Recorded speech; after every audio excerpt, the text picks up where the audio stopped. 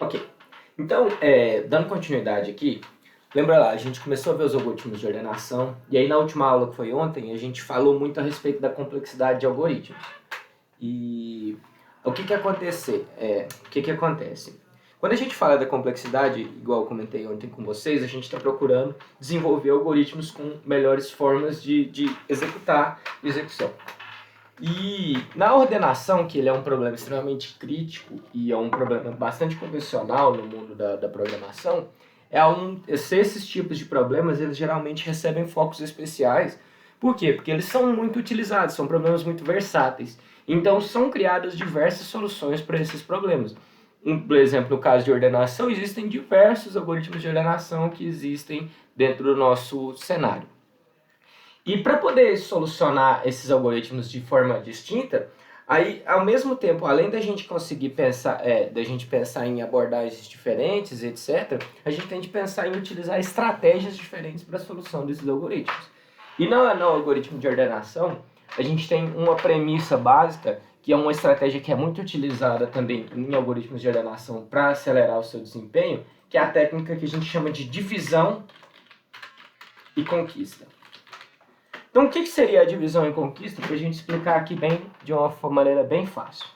Imagina o seguinte, vocês conseguiram observar, lá nos problemas de ordenação, que a gente estava comentando nas últimas aulas, que quanto menor é a coleção que eu quero ordenar, ou seja, nesse caso, quanto menor o vetor, mais fácil a gente tem para fazer a ordenação dele. Se a gente for pensar um vetor de apenas um elemento, a ordenação dela é a coisa mais simples que existe. Por quê? Porque um elemento ele vai estar sempre ordenado entre si. Então, um vetor de um elemento já está ordenado entre si.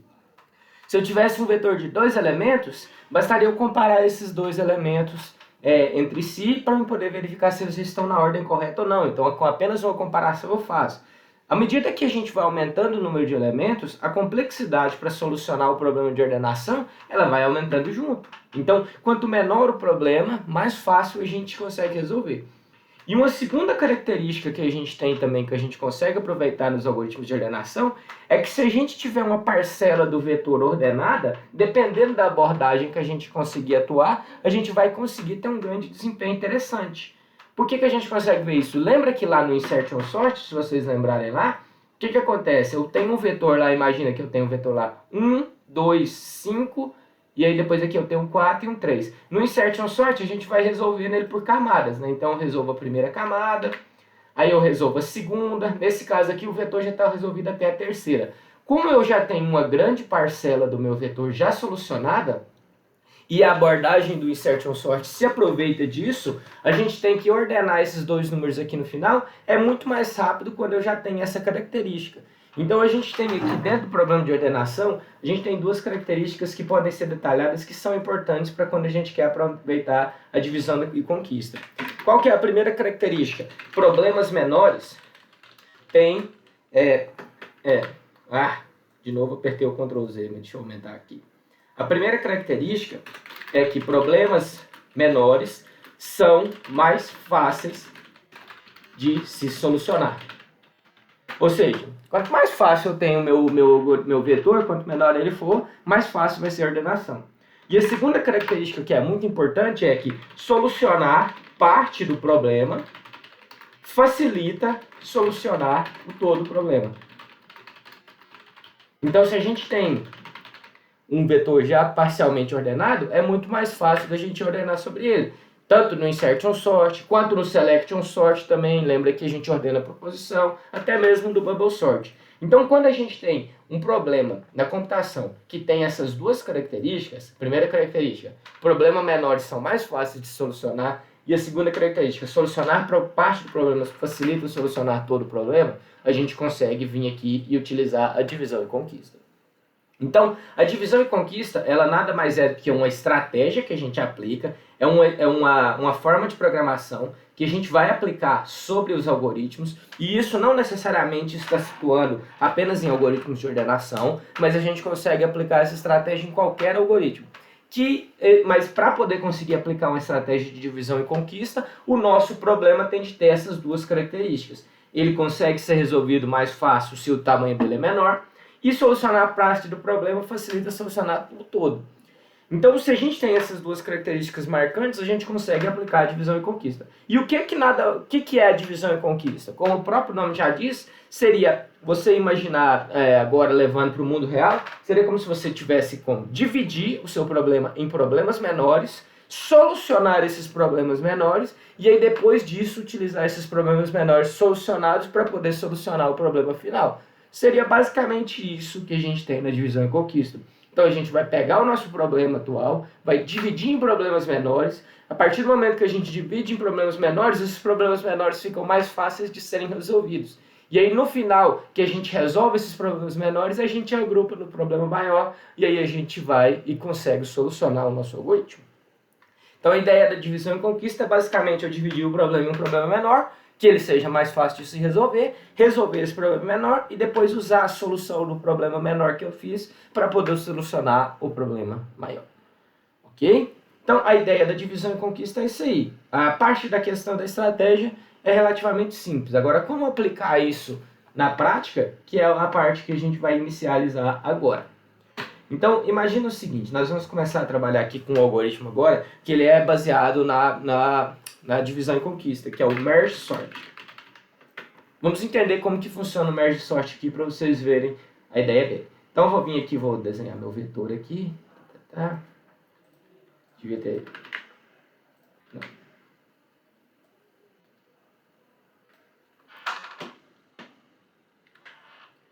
Vamos lá.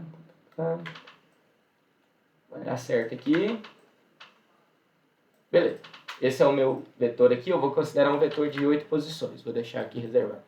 Imagina que eu tenho aqui qualquer números aleatórios aqui, sei lá. 2, 3, 1, 8, 4, 5, 7 e 6. Então vamos pensar no seguinte característica. Nós temos um vetor aqui. Esse vetor ele tem 8 posições. O que a divisão e conquista ela me fala? Bom, eu tenho um vetor de 8 posições. Esse vetor poderia ser 8, 16, 100, 1000 posições. Esse vetor, para mim resolver ele por si só, ele é difícil. Então o que eu posso fazer? Eu posso dividir esse vetor para que eu consiga solucionar ele de forma mais fácil. E aí a gente vai dividir ele inicialmente no meio desse vetor. Então eu vou pegar aqui, vou falar assim, ó, eu quero dividir esse camarada. Então eu vou vir aqui e vou dividir ele. Partindo no meio. Obviamente essa divisão ela ocorre com a gente guardando índices, né? A gente não faz essa divisão por si só lá na memória. Quando eu fiz essa divisão, como a gente está guardando os índices, seria como se eu tivesse dois vetores aqui, um de um lado e outro do outro.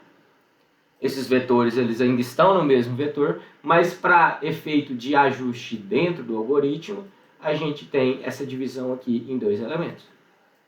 Ok, aí agora eu vou analisar o lado daqui. Quando a gente analisa do lado daqui, a gente fala assim, bom, esse vetor ele tem 4 posições, mas para mim ele ainda é difícil de solucionar. Então o que eu vou fazer? Eu vou vir aqui e vou dividir esse cara no meio novamente.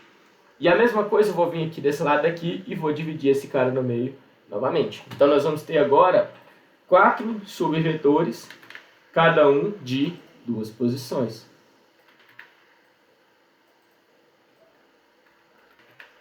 Então eu vim aqui, dividir esses subvetores em 4 subvetores, cada um de 2 posições. Eu vou vir aqui e vou analisar esses meus vetores aqui de 2 posições. Eu vou falar, opa, esse camarada ainda está difícil de resolver aqui para mim. Então o que eu vou fazer? Vou dividir ele no meio novamente. Então, quando eu dividir ele no meio novamente, a gente agora, ao invés de ter 4 subvetores, a gente tem 8 subvetores. Cada um de uma posição. 2, 3, 1, 8, tem aqui o 4 e o 5, o 7 e, por último, o 6. Chegou nesse momento aqui, a gente olha para a nossa situação e fala o seguinte, bom, esse meu vetor aqui agora, se eu olhar essa posição aqui apenas, ou essa posição, não tem como eu dividir mais. Então eu cheguei no caso que a gente chama de caso base. É aquele que é onde quando a gente chega nesse momento, no caso base, a gente não consegue dividir novamente. Quando eu falo caso base, vocês podem associar diretamente com aquilo que vocês lembram lá da recursão.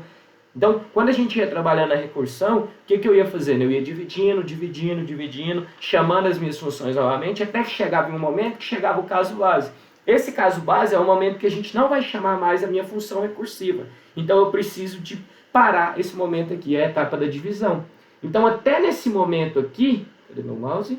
Até esse momento, a gente fez a primeira etapa, que é no caso, a etapa da divisão. A gente veio e foi dividindo o nosso algoritmo até chegar no caso base. O caso base, no caso da ordenação, é aquele caso mais simples que existe, que é de uma posição. Por quê? Igual a gente já comentou, quando a gente tem apenas um elemento no nosso vetor, esse elemento é apenas de uma posição, o que acontece? Ele sempre já vai estar ordenado. Então, se eu tenho aqui, chego no final com vetores de apenas um elemento, a gente está com esse vetor ordenado. E aí, beleza, terminei a minha etapa da divisão. Só que o algoritmo, igual a gente já comentou, ele é baseado em duas etapas. A primeira etapa é a etapa da divisão e a segunda etapa é a etapa da conquista. Então, nesse caso aqui, aí o ponto que diferencia entre os algoritmos é justamente isso aqui. Como eles fazem a divisão e como eles fazem a conquista. Cada algoritmo vai ter uma estratégia diferente. O merge sort, ele faz a divisão sempre no meio. E como que ele vai fazer a conquista? Aí agora ele vai analisar o seguinte. Na hora que eu for retornar esses elementos aqui, para se reagruparem eles novamente, eu não vou reagrupar eles na ordem que eles estão. Eu já vou reagrupar eles de maneira que eles fiquem ordenados. Então eu tenho dois vetores de uma posição. Na hora que eu vou reagrupar para virar um vetor de duas posições, esse vetor ele vai estar reagrupado entre si. Então, por exemplo, aqui, ó, entre o 2 e o 3. Nesse caso em específico, eles já estão ordenados. Então, o vetor que seria reagrupado seria 2, 3. Aí eu vou reagrupar esses dois camaradas aqui. Entre o 1 e o 8. Nesse caso, eles também já estão ordenados entre si. 1 e 8. Vou reagrupar esses dois caras aqui. 4 e 5. Também já estão ordenados entre si. 4 e 5. E aí eu vou reagrupar esses dois entre si. Esses dois não estão reagrupados, então ordenados. Então, o que eu vou fazer? Vou fazer o agrupamento deles de forma ordenada. Então, vai ser 6 e 7. Então, a gente conquistou no primeiro nível. Lembra, a quantidade de vezes que eu dividi aqui é 1, 2, 3, eu vou ter de reconquistar. Então, essa aqui é a divisão 1, essa é a divisão 2, essa é a divisão 3. Se eu for para ler de trás para frente, essa é a conquista 3. Aí, agora eu tenho de reconquistar aqui, que vai ser a conquista 2. E por último, eu vou ter de reconquistar no final para ser a conquista 1. E agora nós vamos reconquistar aqui novamente. Só porque ao invés de reconquistar esses vetores aqui da maneira que eles estão, eu vou reconquistar eles de forma ordenada. Então, se eu observar aqui, o primeiro elemento vai ser o 1, depois vai ser o 2, depois vai ser o 3 e depois vai ser o 8. E aqui, nesse caso, ele já está por coincidência já 100% ordenado. O 4, 5, 6 e o 7. E por último, eu vou fazer a conquista 1. Então, eu vou juntar os dois aqui, é a conquista 1. Deixa eu aumentar o tamanho do meu quadro aqui. E aí, nesse caso, nesse momento, eu vou agrupar eles ordenando. Vai ser 1, 2, 3, 4, 5, 6, 7 e 8. Ok? Então, a ideia do merge sort é fazer isso daqui. Nesse momento, eu estou fazendo a conquista.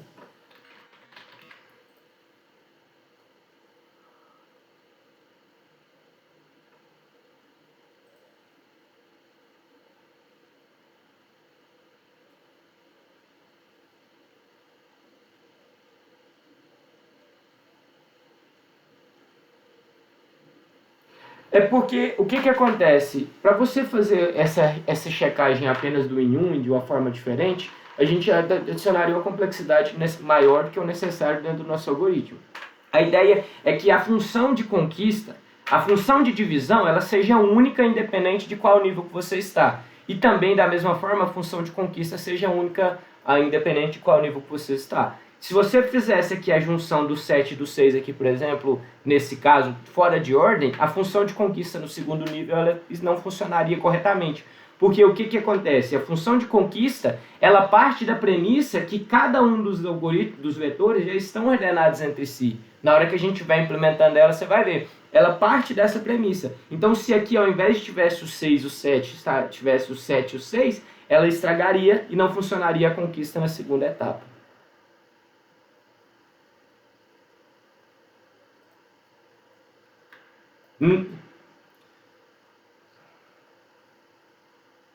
Não, no caso, esse algoritmo, a premissa dele é que você faça a divisão até ter apenas um elemento no vetor.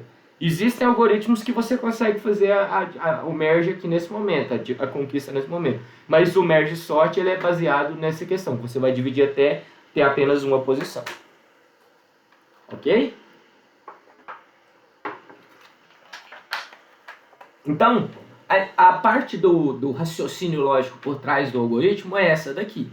A gente faz essa divisão e depois faz a conquista. Esse entendimento aqui de como que ele funciona, visualmente ele é bem tranquilo, né? Ficou alguma dúvida quanto a essa parte aqui? Eu vou até diminuir o zoom para poder ficar a pirâmide inteira. Não consigo me controlar aqui, um zoom interessante. Mas essa parte aqui, pessoal, ficou alguma dúvida quanto a como funciona o processo dele na parte visual? Se não tiver ficado nenhuma dúvida, a gente vai partir para a parte de programação. Isso, ele vai basear no critério da árvore. Só que a gente vai fazer chamadas recursivas para poder acessar a árvore. Formar a árvore.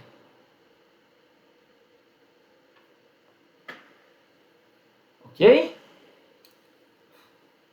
Só uma dúvida aqui, eu estou vendo um aluno aqui novo que nunca tinha participado. Quem que é o WTN? Só para eu poder saber aqui, né, na hora que eu for registrar na minha chamada.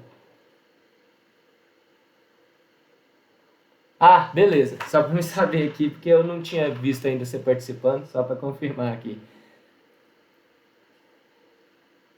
Não, tranquilo então, beleza. Então, ok, a parte visual, tranquila, vamos passar para a programação. Eu vou abrir o CodeBlocks aqui. Eu vou criar um novo arquivo, tá? Eu vou só aproveitar algumas funções, eu vou copiar elas lá daquele outro, mas eu vou criar um novo arquivo aqui pra gente. Então eu vou pegar aqui, deixa eu ver o que eu vou precisar. Eu vou deixar imprime vetor, vou deixar esse aqui de geral aleatório, troca eu não vou precisar, bubble, select, insert eu não vou precisar. Pode até deixar esses aqui, eu vou deixar gerando sempre um arquivo de 8, tamanho 8, vou deixar meu vetor aqui bonitinho. E aí aqui eu vou chamar aqui meu merge sort. Vou até comentar aqui por enquanto, depois a gente chama ele. Deixa eu só imprimir o vetor aqui. Obviamente a gente vai imprimir 2 vezes, mas aqui já dá pra gente ter uma noção. Ok? Então ele vai estar gerando 2 vetores aleatórios lá pra gente. Como a gente ainda não está ordenando, ele vai imprimir eles aqui. Eu vou, ao invés de eu gerar o aleatório aqui, nesse caso, eu vou só declarar aquele vetor que a gente mesmo sugeriu ali na atividade. Que vai ser 2, 3, 1, 8, 4, 5, 7, 6.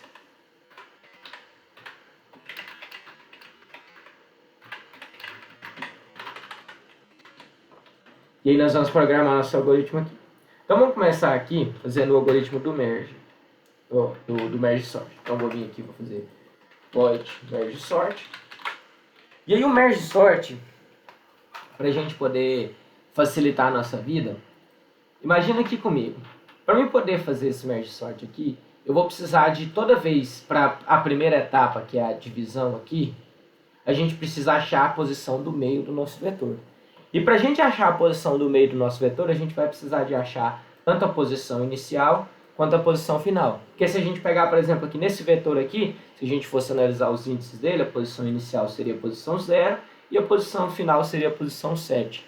Se eu somasse 0 mais 7, daria 7 dividido por 2, seria 3,5. 3,5, como a gente está falando em posição do vetor, ela é só inteira, eu arredondaria para baixo. E aí, então, a posição seria a posição 3. Aqui estaria o meio do meu vetor. Da mesma forma, se eu analisar aqui esse vetor aqui, a posição... Vou pegar esse daqui, ó. A posição inicial dele é a posição 4, a posição final é a posição 7. Então, se eu somar 4 mais 7, vai dar 11, dividido por 2 seria 5,5, arredondado para baixo seria 5, que é a posição do meio. Então, toda vez que a gente fizer o merge sort, a gente vai precisar de achar essa posição do meio. Então, a nossa função, ao invés de receber igual dos outros apenas o n, que era tamanho do vetor, a gente vai passar a posição inicial e a posição final do nosso vetor aqui para fazer a chamada. Então eu vou vir aqui na minha função merge_sort, ela vai receber, além do meu vetor, ela vai receber a posição inicial, que é o S, que vem do acrônimo de start em inglês, e a posição final, que é o E, que é do acrônimo de end. E aí, para a gente fazer a primeira chamada, basta eu vir aqui, ó, o start é sempre no 0 e o end vai ser sempre em n-1. Então, por exemplo, se o nosso vetor é de 8 posições, a posição inicial é 0 e a última vai ser 7. E a gente vai começar a partir disso, recebendo o nosso vetor. Aí agora eu tenho de verificar, a primeira coisa é o seguinte, como a gente quer dividir, quando eu estou fazendo essa função aqui, que ela é uma função recursiva, a gente precisa saber o momento de parar. Qual que é o momento que eu vou parar de dividir? No nosso caso aqui, vocês viram que ele vai ficar dividindo, e o momento de parada é quando a gente tem aqui um vetor de uma única posição. E como que eu vou saber que esse vetor é de uma única posição? Se a gente pegasse aqui, por exemplo, esse aqui, ó, o 4 e o 5, essa aqui seria a inicial 4, a final 5, 4 mais 5, 9, dividido por 2, 4,5, arredondado para baixo seria 4.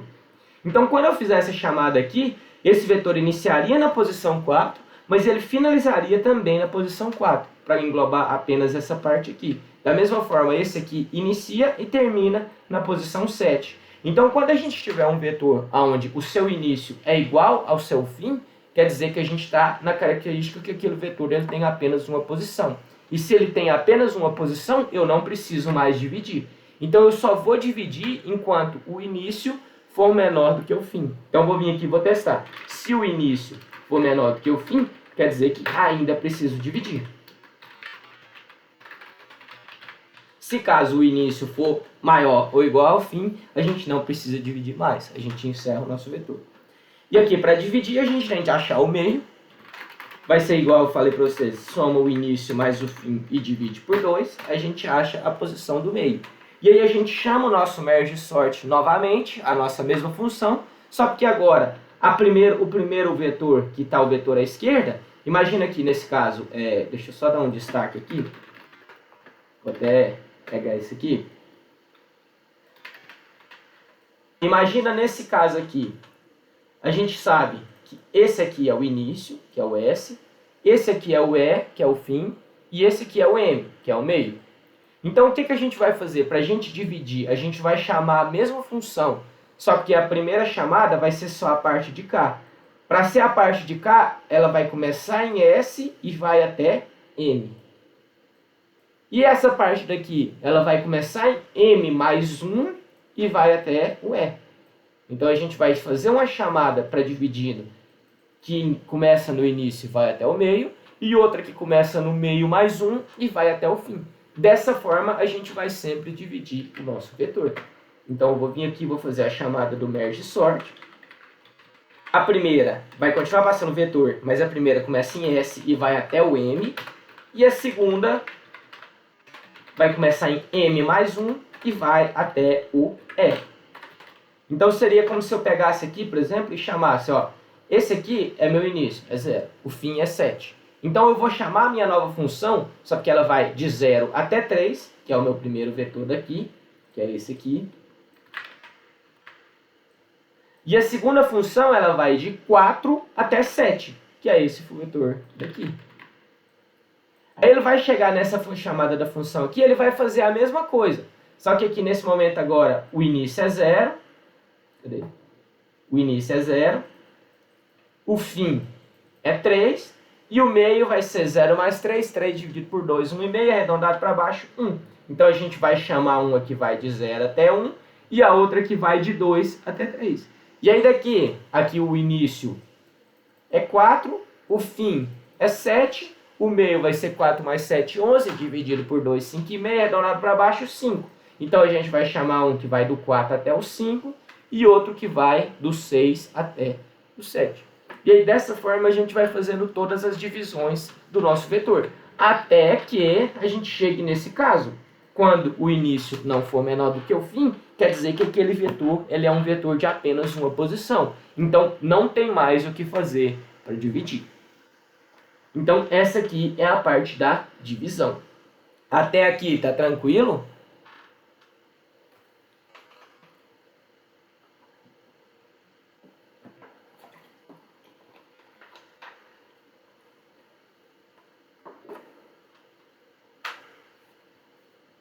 Alguma dúvida?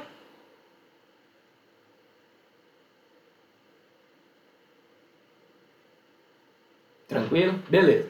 Então nós finalizamos a divisão. Agora nós vamos passar para a conquista. No caso do merge sort, a função de conquista a gente vai chamar ela de merge, que ela vai passar tanto o vetor, o início, o meio e o fim. E essa função de merge que vai ser a função que vai fazer a conquista.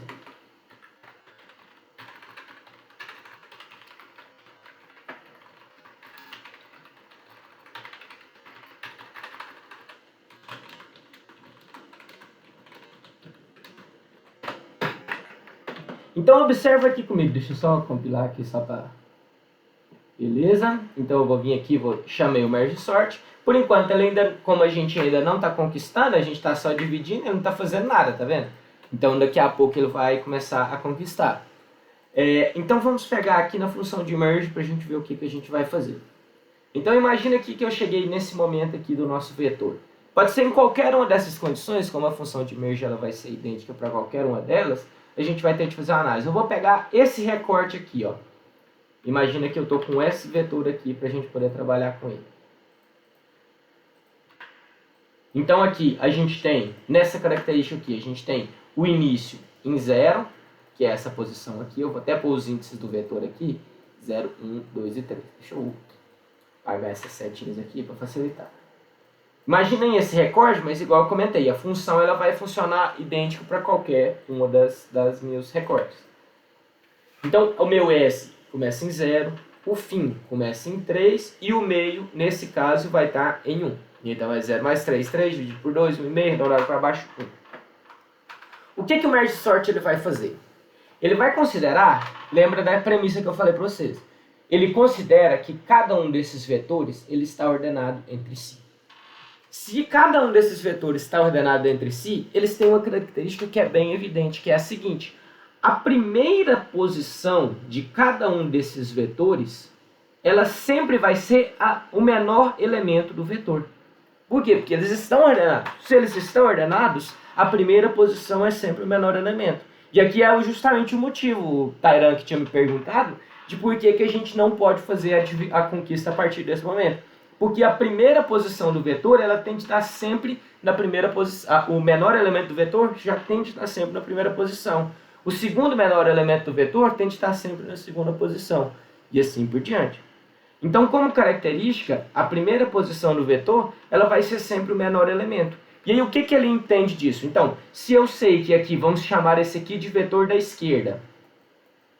Se eu sei que esse aqui é o vetor da esquerda, e eu vou chamar esse aqui de vetor da direita, e eu sei que esse aqui é o vetor da direita. Se eu sei que a primeira posição do vetor da esquerda é a menor dele, e eu sei que a primeira posição do vetor da direita é a menor dele, eu não preciso olhar nesse momento para a restante do meu vetor. Eu só preciso comparar essas duas posições para me definir quem que vai ser o primeiro elemento do meu próximo vetor. Então eu vou comparar aqui entre a primeira posição da esquerda, que é o 2, e a primeira posição da direita, que é o 1, qual dos dois é menor? Nesse caso é o 1. Então o que eu vou fazer? Eu vou levar o 1 aqui para o meu vetor de resultado. E aí, como eu vim aqui e esse daqui eu já resolvi, eu já posicionei ele lá embaixo, o que eu faço com essa setinha? Eu avanço ela uma casa.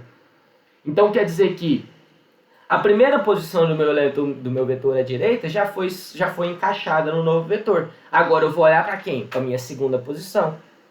E aí eu vou fazer esse procedimento ao mesmo tempo. Eu vou comparar quem que está apontando aqui, que é a primeira posição do vetor à esquerda, e a segunda posição do vetor à direita. Nesse caso, a primeira posição do vetor à esquerda é a menor. Então eu vou vir aqui e vou trazer o 2 aqui para baixo. Quando eu trouxe o 2 aqui para baixo, o que eu faço com a minha setinha? Eu ando uma posição. Aí agora eu vou comparar a segunda posição do vetor à esquerda com a segunda posição do vetor à direita. E qual dos dois é menor? Nesse caso é o 3. Então eu vou colocar o 3 e aí eu vou andar a setinha aqui numa posição. Quando eu andei mais uma posição, o que aconteceu com essa setinha? Ela saiu do limite do meu vetor à esquerda, apesar desse limite ser apenas um limite virtual, ela saiu desse limite. Se ela saiu desse limite, quer dizer que eu já coloquei todas as posições do meu vetor à esquerda aqui no final. Então o que eu preciso fazer? Colocar o restante do vetor à direita. Eu coloco o 8, nesse momento eu saio daqui, reposicionei todos os meus elementos do meu vetor de maneira ordenada. Então a conquista ela vai se basear nisso. Ela parte da premissa que os dois vetores de cima já estão ordenados entre si, e ela compara sempre os elementos sempre os primeiros elementos que ainda não foram posicionados lá para baixo. Dentre esses dois, qual deles é menor, e aí a gente vai e posiciona eles encaixando dentro do vetor. Ok? A ideia da conquista.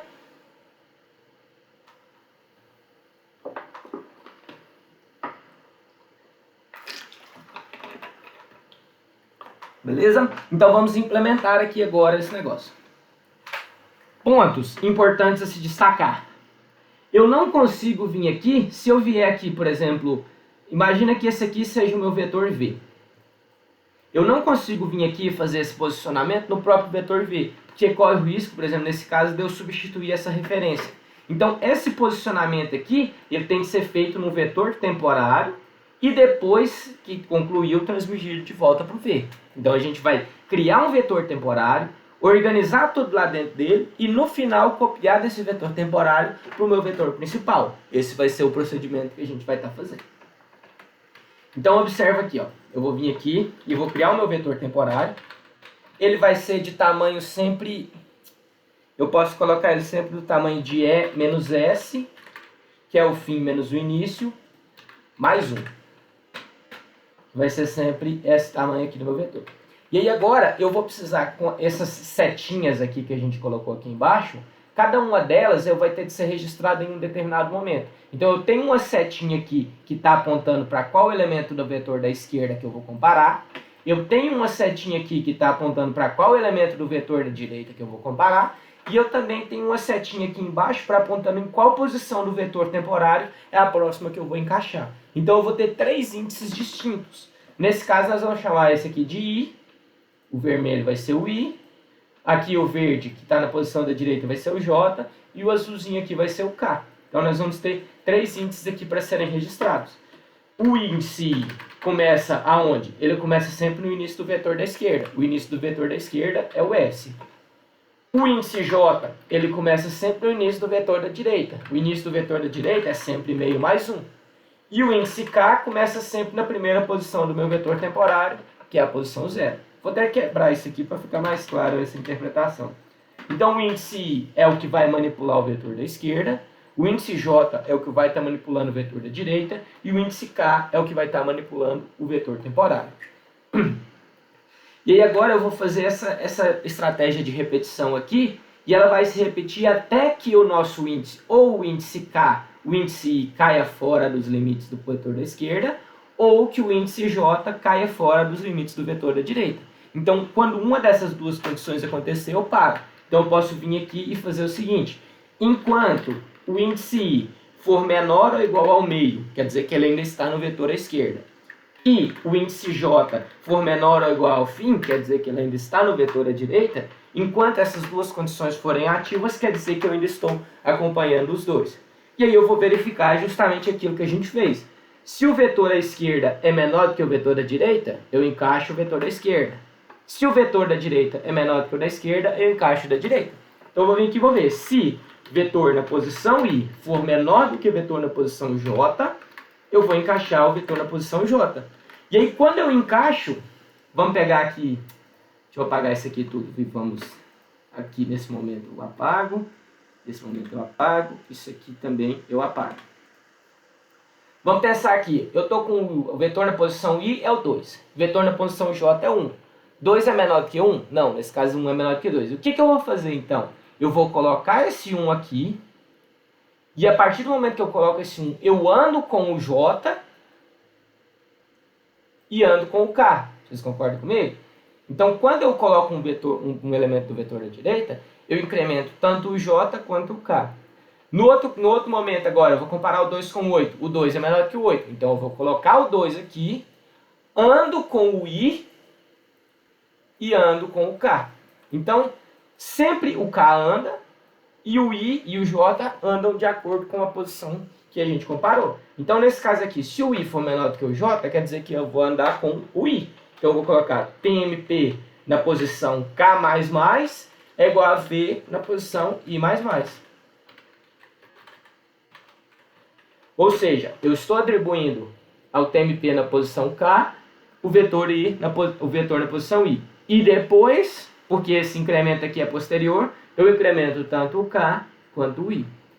Se não for verdade, a gente vai fazer TMP na posição K++, igual a vetor na posição J++. Ou seja, atribuo o vetor na posição J para o TMP na posição K, incremento o J e incremento o K. Diga.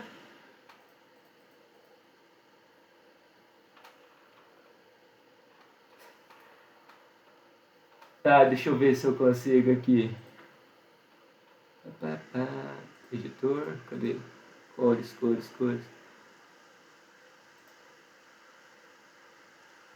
Como é que eu vou colocar esse template? Faço a mínima ideia de como faz isso. Eu não sei. Não. Deixa eu ver aqui se eu consigo. Será que tá aqui? Não? Sintaxe? Não. Deixa eu procurar aqui, só para me ver aqui.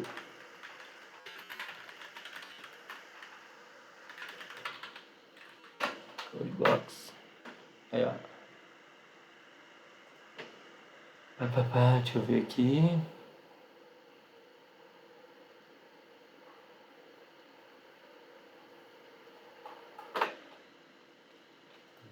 Deixa eu ver se eu consigo.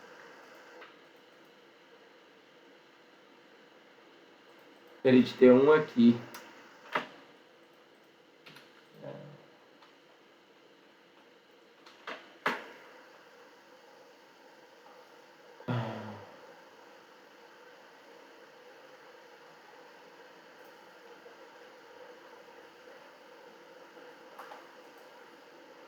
Deixa eu ver.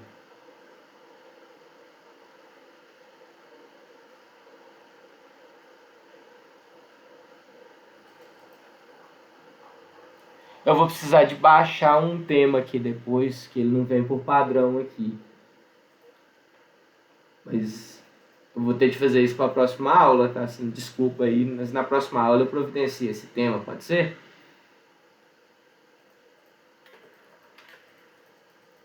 Que tem de baixar um outro tema aqui para poder colocar ele colorido. Tô tentando aqui ver aqui.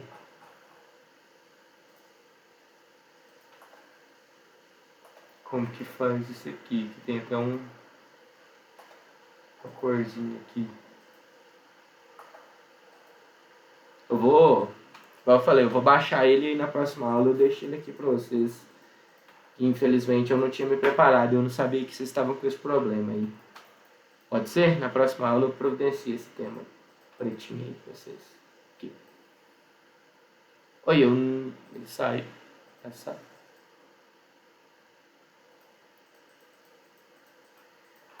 Beleza. Então, na próxima aula eu deixo esse dois aqui prontinho aqui pra vocês com o fundo preto. Tem mais alguém aqui aí que tá com essa dificuldade, pessoal?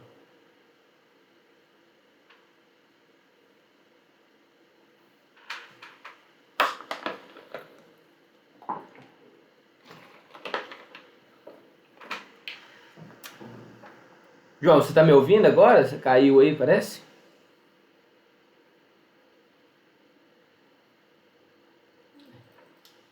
Vou guardar ele voltar aqui, gente. Vou continuando enquanto isso. Só deixar a mensagem aqui no chat aqui para ele, talvez ele não tá me ouvindo.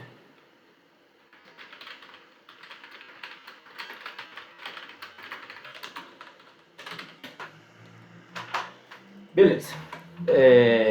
Então eu vou só continuando aqui pra gente finalizar o algoritmo e depois na próxima aula a gente faz essas outras partes. Então imagina o seguinte, ó. Nesse momento aqui, que eu fui executando o algoritmo aqui, eu cheguei no momento que estava nesse caso aqui. Eu andei com o 3 para cá, aí o I caiu fora do limite, o K avançou aqui. O que acontece?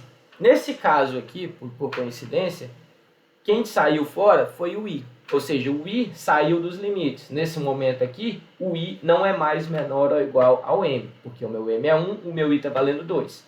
Então, nesse momento, ele sairia fora desse meu while. Da mesma forma, poderia acontecer que ao invés de ter sido o I, poderia ter sido o J que tivesse avançado. Então, o J sairia do limite do meu while também. Nesse momento, a gente tem que fazer o quê? sempre vai acontecer ou de sair do limite da esquerda ou de sair do limite da direita. Então, do lado posterior, a gente tem de copiar o restante do vetor. Por quê? Porque pode ser que a gente tenha por característica que um vetor ele sempre ficou mais ordenado do lado da esquerda e depois eu tenho de colocar o restante dos elementos lá no final. Então, eu vou vir aqui e vou fazer a cópia dos elementos restantes. Então, enquanto o i for menor ou igual ao m, a gente vai copiar o i para a posição TMPK. Nesse momento, a gente copia sem restrição. Por quê? Porque a única restrição que a gente tem é essa daqui em cima, que garante que eu vou copiar todos os elementos restantes da esquerda. E aí, da mesma forma, eu vou fazer aqui embaixo, enquanto o j for menor ou igual ao e, a gente vai fazer a cópia também dos elementos que estão à direita. Dessa forma eu garanto, ó, se tiver sobrado alguém à esquerda, ele vai ser copiado aqui. Se não tiver sobrado ninguém, esse while já vai ser recusado da primeira maneira, no primeiro momento. Se tiver sobrado alguém da direita, ele vai ser copiado aqui. Se não tiver sobrado ninguém, esse while já vai cair fora no primeiro teste. Então, dessa forma, a gente garante que a gente copia tanto os elementos que sobram para a esquerda, quanto os elementos que sobram para a direita. Aqui eu errei, aqui é TMP. E aí, por último, nesse momento, a gente copiou tudo para o nosso vetor temporário. A gente só precisa pegar e copiar esse vetor temporário de volta para o meu vetor principal. Aí a gente roda um for aqui, a gente pode começar o i no início e o k valendo 0. O i tem de ser menor ou igual ao fim. E aí eu ando tanto com o i quanto com o k. E aí a gente copia de volta agora. O vetor na posição i recebe o TMP da posição K. Esse segundo momento aqui, o meu i não tem mais validade de controlar o vetor da esquerda. Ele vai controlar o vetor inteiro só para eu poder fazer a cópia do TMP para o vetor na posição i. E aí, nesse momento, a gente pega e copia tudo que está no vetor temporário para o vetor principal. Se a gente rodar aqui agora, vocês vão ver que ele já vai ordenar nosso algoritmo, nosso vetor aqui, de acordo com o funcionamento desse merge aqui. Tranquilo? Implementação da função do merge aqui. Ficou alguma dúvida, pessoal?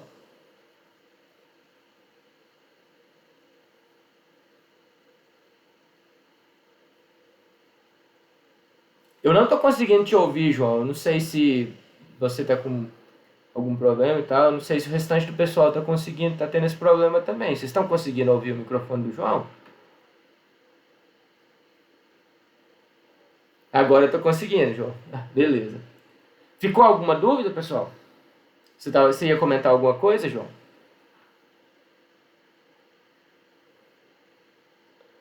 Beleza?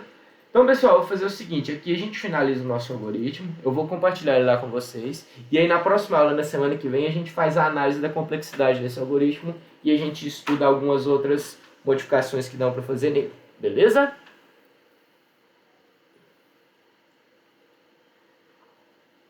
Então, boa noite para vocês. Bom descanso aí no final de semana. Eu não vejo vocês até a semana que vem. A gente vai para a nossa próxima aula. Beleza? Então, valeu, falou!